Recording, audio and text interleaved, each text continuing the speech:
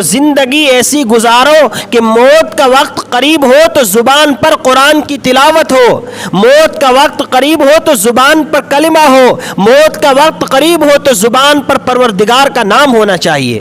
جیسی زندگی گزارو گے ویسی تمہاری موت آئے گی، جیسے اعمال کر کے اس دنیا میں جاؤ گے ویسے قیامت کے دن تمہارے اعمال تمہارے ترازو میں تولے جائیں گے۔ صحابہ اکرام میں سے حضرت معاذ ابن جبل رضی اللہ تعالیٰ عنہ مشہور صحابی ہے، مدینے میں ہے اور آپ کی موت کا وقت قریب ہے اور قرآن کی تلاوت کر رہے ہیں، اور سارے صحابہ اکرام پاس بیٹھ کر قرآن کی تلاوت کر رہے ہیں۔ آج بھی عرب میں یہ معمول ہے کہ کسی پر نزع طاری ہو جائے، موت کا وقت قریب آ جائے، سارے لوگ پاس بیٹھ کر قرآن کی تلاوت کرتے ہیں۔ اور ہمارا حال یہ ہے کہ کسی کی موت کا وقت قریب آ جائے، پاس بیٹھا ہوا آدمی بیڑی پی رہا ہے، پاس بیٹھا ہوا آدمی تمباکو کھا رہا ہے، پاس بیٹھا ہوا آدمی سگریٹ اور نہ جانے نشوں میں مست ہے، اور ادھر موت کا جھٹکا لگ رہا ہے۔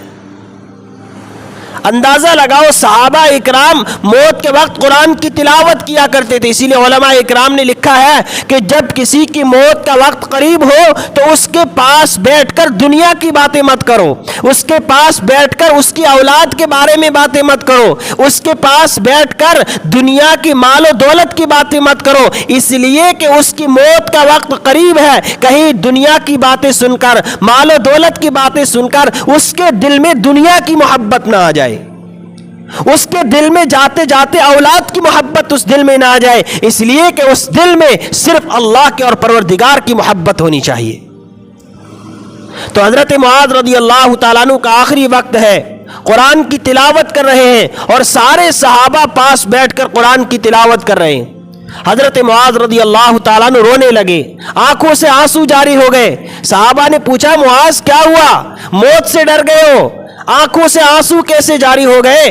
حضرت معاذ کہتے ہیں، موت سے نہیں ڈرا بلکہ میرے دل کی تمنا میرے دل میں رہی، میرے دل کی خواہش پوری نہ ہوئی۔ صحابہ اکرام نے پوچھا، معاذ کیا خواہش تھی تمہاری جو پوری نہ ہوئی؟ حضرت معاذ کہتے ہیں، میری دل کی تمنا یہ تھی کہ رمضان کا مہینہ ہوتا، رمضان کا مہینہ ہوتا، میں روزے کی حالت میں ہوتا، کفر اسلام کا مقابلہ ہوتا، میں کئی کافروں کو مار دیتا، پھر سارے کافر اکٹھے ہو کر مجھ پر ٹوٹ پڑتے، میری زبان کاٹ دیتے، میرا ناک کاٹ دیتے، میرے بازو کاٹ دیتے، اور میں اس حالت میں پروردگار کے دربار میں پیش ہوتا۔ رب العالمین مجھ سے پوچھتا، معاذ کیا لے کے آئے ہو؟ میں کہتا، ربا بولو کس سے؟ زبان بھی تیری راہ پہ کٹوا کے آیا ہوں، آج روزے کی حالت میں آیا ہوں، تیرے محبوب کے حوض کوثر سے روزہ افطار کروں گا۔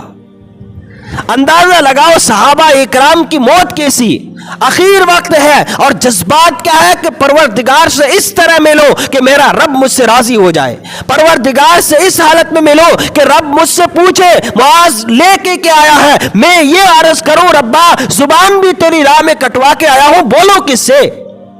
آج روزے کی حالت میں آیا ہوں، اپنے محبوب کے حوض کوثر پر روزہ افطار کروں گا۔ کیسی محبت تھی پروردگار سے صحابہ اکرام کو۔ اخیر وقت ہے اور موت کا وقت قریب ہے، کیا کیا جذبات دلوں میں پیدا ہو رہے ہیں کہ میں اپنے خالق سے ملوں گا، میں اپنے رب سے ملنے والا ہوں، اس کے لیے میں نے کیا تیاری کی ہے۔ آج ہمارا حال یہ ہے، کسی کا بھی موت کا وقت قریب ہے، ساتھ بیٹھ کر پاس بیٹھ کر گپے مار رہے ہیں، پاس بیٹھ کر زمین اور جائیداد کی باتیں ہو رہی ہے، پاس بیٹھ کر دنیا کی مال و متاع کی باتیں ہو رہی ہے۔ نہ اس وقت اس کے پاس بیٹھ کر اللہ کا ذکر کرو، قرآن کی تلاوت کرو۔ اس لیے جناب محمد الرسول اللہ صلی اللہ علیہ وسلم نے فرمایا، جب کسی کی موت کا وقت قریب ہو تو اس کے پاس بیٹھ کر یاسین شریف کی تلاوت کرو، اس لیے کہ یاسین شریف کی تلاوت سے اس کی روح کی قبض میں آسانی ہوگی، اس کی روح کے نکلنے میں آسانی ہوگی، اس کو تکلیف نہیں ہوگی۔